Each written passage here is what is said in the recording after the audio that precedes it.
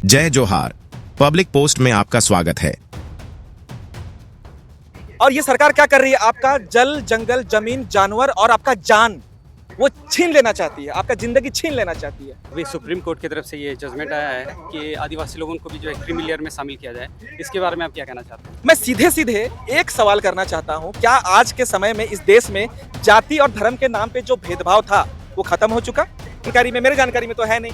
एक मुर्मू करके हमारे वो थे, वो अभी मुश्किल से एक व्यक्ति कोई बना है वहां पहुंचा है, अभी तो पहुंचना शुरू कर रहे हैं। आपको पता है क्या 3000 साल तक इनको पढ़ने लिखने का अधिकार नहीं था? 3000 साल तक इस देश में सिर्फ और सिर्फ ब्राह्मणों को पढ़ने का अधिकार था। ये आपका इतिहास है। आप 75 साल से आपने दे दिया कोटा, आपके पेट में दर्द होने लग गया। अभी पहला पीढ़ी दूसरा पीढ़ी तो पढ़ाई शुरू किए हैं जी, अभी थोड़ा बहुत डेवलपमेंट अभी शुरू हो रहा है, अभी ठीक से तो सबको मिला भी नहीं है। और सबसे बड़ी बात, इस देश में जो आपको आरक्षण मिला था वो कोई पैसे के बुनियाद पे नहीं मिला था, आपको आर्थिक बुनियाद पे नहीं मिला था, आपको मिला था जाति के आधार पे, क्योंकि जाति भेदभाव है यहाँ पे। छूत अछूत आज भी है इस देश में। आज भी इस देश में अगर कोई अछूत आदमी, कोई निचला जात का आदमी पानी छू ले तो ऊपर जात का आदमी उसका पानी नहीं पीता, उसको छूना वो अपवित्र समझता है। आज है 9 अगस्त 2024 और नाम है विनय कुमार रेखा। और मैं आज हमारे समाज के बहुत ही प्रतिष्ठित नाम है विपिन किशोर तीर की आज उनको मैं स्वागत करता हूँ हमारे इस मंच पे, ताकि आज हमारे आदिवासी समाज उनको क्या संदेश देना चाहते हैं उसके बारे में हम बात करेंगे। तो विपिन किशोर तीर की आपका स्वागत है। हमारे समाज के लिए आपका क्या संदेश है आज? सबसे पहले तो मैं पब्लिक पोस्ट के सारे दर्शकों को धन्यवाद देना चाहता हूँ और आपको भी, आपके सभी पूरे टीम को धन्यवाद देना चाहता हूँ आज के इस सुंदर अवसर पे, जबकि पूरा विश्व आज आदिवासी दिवस मना रहा है। विश्व आदिवासी दिवस एक ऐसा दिन है जब हम आदिवासियों की तमाम वो सारे जो जिन्होंने अपना जान दिया और आज हमारे लिए ये जल, जंगल, जमीन बचा दिया ताकि हम लोग और हमारे जो आने वाली पीढ़ी सुकून की ज़िंदगी यहाँ जी सकें। साथ ही साथ आज विश्व आदिवासी दिवस के मायने ये भी हैं कि किस तरीके से आज पूरे धरती को और जो प्रकृति को नष्ट किया जा रहा है। कहीं पर भी ऐसा कोई ग्रुप नहीं है या फिर ऐसा कोई संगठन बहुत बड़े मायने में ऐसा कोई काम नहीं हो रहा है जहाँ पर कि पृथ्वी को बचाने की बात हो रही हो। अगर मैं आपको तथ्यों के आधार पे ये बात करूँ तो आज पृथ्वी को नष्ट किया जा रहा है। साइंस एंड डेवलपमेंट, अगर हम देखें तो यार पृथ्वी का दुश्मन बने हुए हैं। डेवलपमेंट के नाम पे, डेवलपमेंट का मतलब है पृथ्वी का खात्मा। मैं ये मानता हूँ कि आज जितना भी डेवलपमेंट हो रहा है उसकी वजह से आज आपका उम्र कम होते जा रहा है। अगर वाकई में ये डेवलपमेंट है, अगर इंसानों का डेवलपमेंट है, तो आप इतना जल्दी क्यों मर जा रहे हो? ये सोचना पड़ेगा ना आपको कि आप वो डेवलपमेंट को लेके करोगे क्या जहाँ पर आप 2 दिन की जिंदगी जियोगे, बस आज पैदा हुए कल मर गए। तो आपको ये पृथ्वी को बचाना है या नहीं बचाना है? क्योंकि जिस तरीके से ये डेवलपमेंट और ये माइनिंग्स, ये जो डिफॉरेस्टिंग, आपका जंगलों की कटाई और जिस तरीके से पानी को दूषित किया जा रहा है, जिस तरीके से हवा को दूषित किया जा रहा है और जिस तरीके से प्रकृति नष्ट किया जा रहा है, आपको पता होगा ग्लेशियर्स पिघल रहे हैं। सारे के सारे जो बड़े बड़े ग्लेशियर्स थे नॉर्थ पोल में, साउथ पोल में, अंटार्कटिका में, ये सारे पिघल रहे हैं। ग्लोबल वार्मिंग सबसे बड़ा खतरा है। इस बार की जो गर्मी थी वो कितना ज़्यादा था, तो किसी को भी ये चेतना, उनके अंदर भी चेतना या फिर विवेक के अंदर में ये बात नहीं आ रही है किस तरीके से पृथ्वी को बचाया जाए। ट्रक डंपर बनाने वाली कंपनियां, जो फैक्ट्री इंडस्ट्री बनाने वाली जितने भी सारे लोग हैं, ये लोग कोई लिमिटेशन है क्या? ट्रक डंपर वाली कंपनी हर साल भाई टारगेट दे रहे हैं कि आपको इतना फैक्ट्री, इतना कंपनी, इतना सारा ट्रक डंपर आपको बेचना है, आपको सेल आउट करना है। पॉल्यूशन कंट्रोल बोर्ड को लकवा मार गया है, पैरालिसिस हो गया है, उसको कोई फर्क नहीं पड़ता। आज ही का वो दिन है जब विश्व आदिवासी दिवस के दिन हम प्रकृति को बचाने की बात कर रहे हैं। जंगलों को किस तरीके से बचाया जाए, किस तरीके से साफ हवा पानी हम लोग अपने पीढ़ी के लिए, हम लोग उनके लिए इंतजाम कर पाएँ, ये सारी बातें आज हम करते हैं। और विश्व आदिवासी दिवस के लिए मैं एक बार फिर सभी को बधाई देना चाहता हूं। और अधिकारों की जहां यहाँ बात करें तो बहुत सारे अधिकार अभी हमें मिलना बाकी हैं, जो कि बहुत बड़ा सवाल भी है। तो मेरा दूसरा सवाल विपिन किशोर जी आपसे यह है कि जैसे कि आप जानते हैं हमारे उड़ीसा सरकार ने जितने भी कलेक्टर्स लोग सबको ये आदेश दिया है कि जितने भी सरकारी ज़मीन है, चाहे वो शहरों में हो, इवन गाँव में हो, इवन जंगलों में हो, सब जगह में जो भी लोग उसको कैप्चर करके रखे हैं उस सबको हटाया जाए। इसके विषय में आप क्या कहना चाहते हैं? उड़ीसा सरकार ने ज़रूर सभी कलेक्टर लोगों को ये आदेश दिया है, जितने भी कलेक्टर हैं आज उड़ीसा में, सभी को ये नोटिस आया है और नोटिस में यही बात लिखा हुआ है कि जितने भी अनाबादी जगह है, अनाबादी जगह का मतलब ये होता है कि जिसका कि आपका पर्चा पट्टा नहीं है आपके पास, पट्टा नहीं है आपके पास, लेकिन आप उसमें अपने जब से आपने रह रहे हैं, आप रह रहे हैं, जबरदखल जिसको कहा जाता है, तो वो उसको खाली कराने के लिए उसमें सख्त निर्देश दिए गए हैं। तो मैं आपको ये बताना चाहता हूँ पहली बात कि जो शेड्यूल्ड एरिया होता है जिसको हम कि अनुसूचित क्षेत्र कहते हैं, और सुंदरगढ़ जो है इस तरह का, मयूरभंज है, सुंदरगढ़ है, आपका कोरापुट है, बहुत सारे एरिया, संबलपुर झारसुगुड़ा में भी है, आपका केउझर में है, इस तरह के जितने भी एरियाज हैं जहाँ पर कि शेड्यूल्ड एरियाज हैं, फुल्ली शेड्यूल्ड एरिया सुंदरगढ़ है। और जो शेड्यूल्ड एरिया होता है वहाँ पर सरकारी जमीन नहीं होता। एक नंबर पहला पॉइंट आप ये समझ लीजिए, कोई भी अनाबादी जगह नहीं होता। यहाँ क्या होता है, यहाँ जो लैंड होता है वो होता है कम्युनिटी लैंड। आप किसी गांव में जाएंगे, उस गांव में आप देखेंगे चरवा डांड है, मतलब एक ऐसा जगह है जहां पर कि अपना मवेशियों को वो चराते हैं। वो जगह किसी का आपका पर्सनल पट्टा में नहीं आएगा, किसी का प्रॉपर्टी में नहीं आएगा, वो होता है कम्युनिटी लैंड, मतलब गांव समाज का जमीन। और ये सब जो मैं बता रहा हूँ ये कस्टमरी लॉ के अंदर में आता है। आप अगर पढ़ेंगे आर्टिकल 244 5th शेड्यूल, उसके अंदर में काफी सारी चीजें हैं, काफी सारी बातें हैं। और आज मुझे बड़े दुख के साथ ये कहना पड़ रहा है कि पिछले 75 साल से किसी भी सरकारों ने आज तक जो आदिवासियों का जो संवैधानिक अधिकार था उसका एक फूटी कौड़ी नहीं दिया। तो ये क्या है, ये एक ऐसा भ्रष्ट व्यवस्था है जिसमें कि आपको धोखा के सिवा कुछ नहीं दिया जा रहा है। और ये जो डेवलपमेंट की बात की जा रही है कि डेवलपमेंट के आप सिविल टाउनशिप बनाइए, आप टाउनशिप बनाइए, गांव को उजाड़ के शहर बनाइए। आपका गांव आपका जड़ है, आपकी पहचान है। एक बार आपका गांव उजड़ गया, पूरी दुनिया में, पृथ्वी में कहीं पर भी आपको गांव मिलेगा? कहीं पर वो गांव नहीं मिलेगा। ये गांव हजारों साल से है। दूसरी बात, ये जो जमीन को आज छीनने की बात की जा रही है, लेने की बात की जा रही है, ये जमीन को इस सरकार ने दिया था क्या? ये सरकार ने दिया था क्या? नहीं दिया था। आदिवासी वो है जो कि इस देश का असली मालिक है और उनके लिए संविधान में विशेष अधिकार है। ठीक है, यहाँ आपको पता होगा कि म्युनिसिपैलिटी व्यवस्था को मना किया गया था, लेकिन जबरदस्ती लागू कर दिया गया और उसके वजह से आज न जाने कितने ही आदिवासी लोग अपना गांव खो दिया। और दूसरी बात, यहाँ पंचायत व्यवस्था को मना किया गया था, बोला गया था कि भाई आप शोषण होगा, अन्याय होगा, अत्याचार होगा। फिर भी यहाँ पंचायत व्यवस्था 75 साल से चल रहा है। तो संविधान में जो जो बात बोली गई थी वो बात बिल्कुल भी यहाँ पे लागू नहीं हुआ, और जो बात नहीं बोली गई थी मत करना, उसको यहाँ लागू किया गया। तो आखिरी बात मैं यही बोलना चाहता हूँ इस मुद्दे पर से कि आपको डेवलपमेंट के नाम से आपसे जमीन ली गई। जैसे राउरकेला स्टील प्लांट की अगर हम बात करें तो 20,000 एकड़ की जमीन उन्होंने ली थी, जिसमें 10,000 एकड़ उन्होंने इस्तेमाल किया अपने जो भी फैक्ट्री लगाने के लिए या फिर शहर बनाने के लिए, और जो जमीन बच गया था 10,000 एकड़, उसमें से आज जो 5,000 एकड़ वापस करने की बात कर रहे हैं, तो ये क्या उन्होंने ऐसे ही लौटा दिया उनकी मर्जी और खुशी से? जी नहीं, यहाँ आंदोलन करना पड़ा, कई बड़े बड़े आंदोलन करने पड़े, आपको लड़ाई करनी पड़ी, कितना सारा आपको यहाँ पर तंग होना पड़ा, उसके बाद में आज वो वापस लौटाने की बात कर रहे हैं, अभी तक किए नहीं है। लेकिन इस बीच में आप देखिए कि ये आ गया कहाँ से, आपका ये नोटिस, उड़ीसा सरकार नोटिस कर देती है कि भाई अनाबादी जगह खाली करो। अब उस जमीन का पर्चा पट्टा तो बना है नहीं, तो आप उसको अनाबादी में गिनती कर रहे हैं। लेकिन आप ये बात क्यों भूल जा रहे हैं कि ये शेड्यूल्ड एरिया है। ये लोग आपको कैसे बेवकूफ बनाए? आपका होना चाहिए था एक ऑटोनोमस डिस्ट्रिक्ट काउंसिल होना चाहिए था। स्टेट है तो ऑटोनोमस स्टेट काउंसिल होना चाहिए था।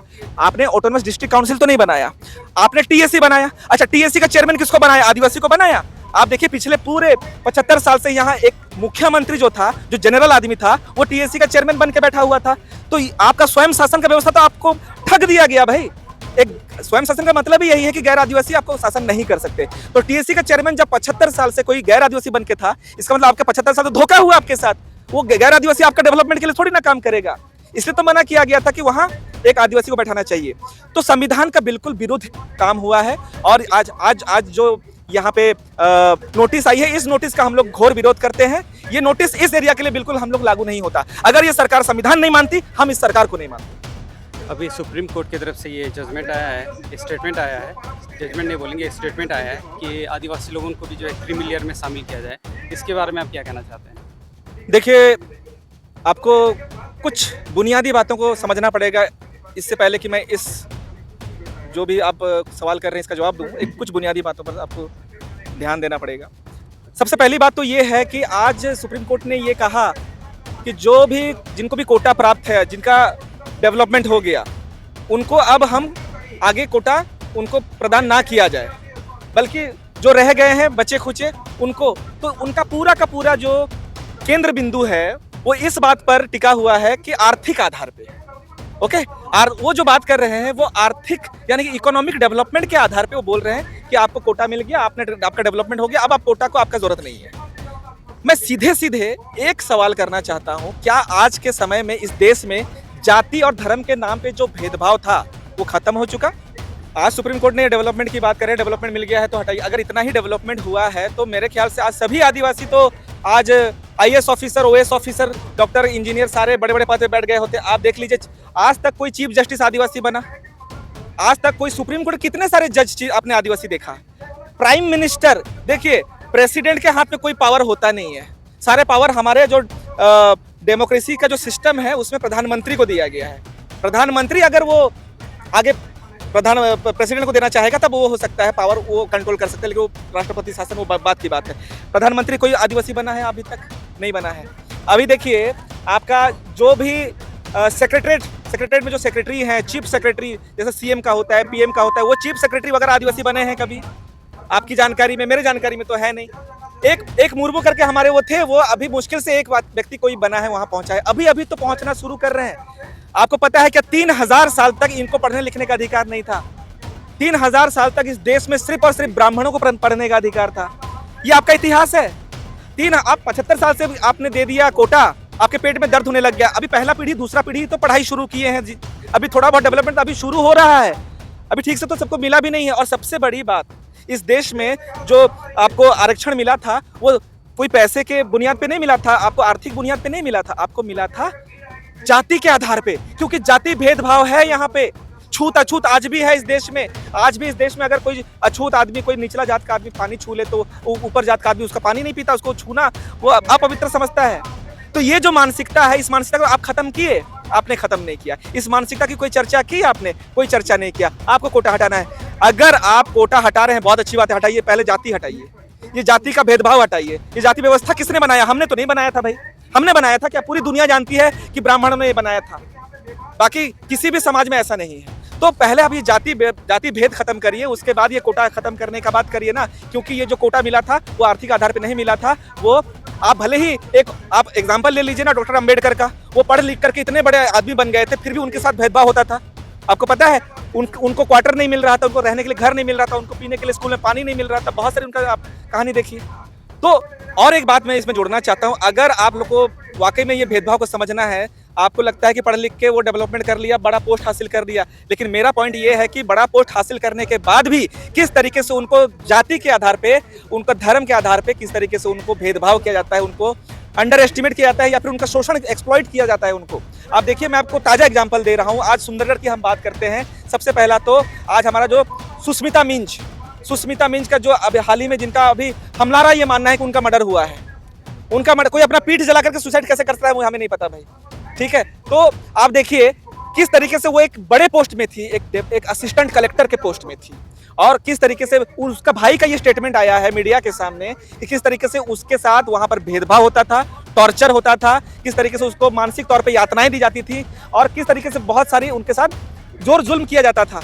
तो यकीनन कुछ दबाव रहा होगा। तो यही वो चीज़ है जो मैं बताना चाहता हूँ। दूसरा बात, हमारा जो एलिस लुगुन, आपने देखा होगा एलिस लुगुन जिनका मौत हो गया, वो भी संदेह के घेरे में है। किस तरीके से उनका मौत हुआ, क्या वो हत्या थी?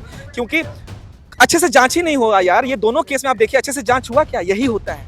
अगर आप छोटे जात के हैं, अगर आप इस बनी बनाई व्यवस्था, जमी जमाई व्यवस्था का हिसाब से अगर मैं बात करूं, तो अगर आप निचले कोई छोटे जात से आते हैं तो ना ही, अब भले ही बड़े पोस्ट पे पहुंच जाइए, लेकिन भेदभाव आपको आज भी इस देश में जारी है, और बहुत पहले जितना भेदभाव था आज भी उतना ही भेदभाव यहाँ जारी है। इस बात को मैं साफ कर देना चाहता हूँ। इसीलिए सुप्रीम कोर्ट का जो भी आज ये बात आया है, ST/SC कोटा के अंदर और कोटा के अंदर और कोटा की जो क्रीमी लेयर की जो बात हुई है, इसको बिल्कुल भी हमें मंजूर नहीं है। अगर आपको इस बात को लागू करना है, हम जरूर स्वागत करेंगे, लेकिन सबसे पहले जाति व्यवस्था खत्म होना चाहिए देश में, जिसको कि हमने नहीं बनाया। आप ही लोगों ने बनाया था, आप ही लोग खत्म कर सकते हैं। तो इन दी एंड आखिर में हमारे आदिवासी समाज को और खास करके हमारे युवाओं को क्या संदेश देना चाहेंगे? मेरा जो आखिरी वक्तव्य और आखिरी संदेश ये होगा आदिवासी समाज और युवाओं के लिए, 2-3 पॉइंट इसमें मैं जोड़ना चाहूंगा। सबसे पहला बात तो ये जो धरती है, ये धरती को सरकार ने नहीं बनाया, हमें जीवन सरकार ने नहीं दिया।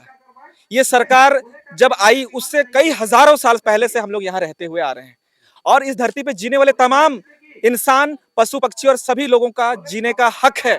कोई इनसे जीने का हक नहीं छीन सकते हैं। और ये सरकार क्या कर रही है? आपका जल, जंगल, जमीन, जानवर और आपका जान, वो छीन लेना चाहती है, आपका जिंदगी छीन लेना चाहती है।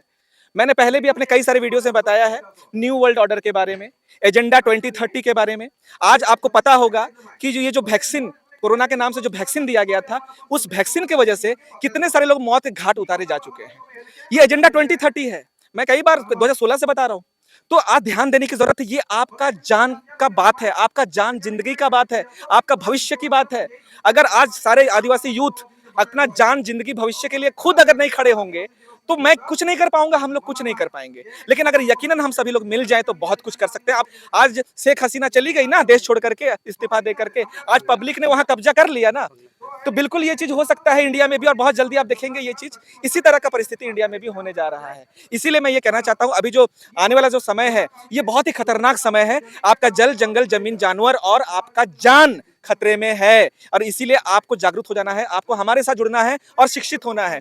आज आने वाले समय में किस तरह से आर्टिफिशियल इंटेलिजेंस आ रहा है।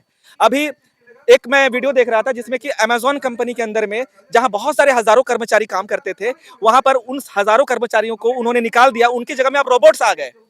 अब बहुत इस तरीके से आप देखेंगे हर डिपार्टमेंट में और हर जगह में जितने भी मैन पावर काम कर रहे हैं, ह्यूमन बींग काम कर रहे हैं, उनको हटा दिया जाएगा और उनके जगह में हाईटेक मशीन्स और जो आर्टिफिशियल इंटेलिजेंस से आप देखेंगे बहुत सारे दंगे यहाँ करवाए जाएंगे, दंगों के बाद इमरजेंसी लाया जाएगा। इस तरीका माहौल जो बांग्लादेश में आपने देखा, इसी तरीके का माहौल यहाँ पर भी करने का प्रयास किया जाए। तो ये थे बिपिन किशोर तिर्की। मैंने उनसे 3-4 सवाल पूछे और उन्होंने बहुत सारे सवालों के जवाब दे दिए।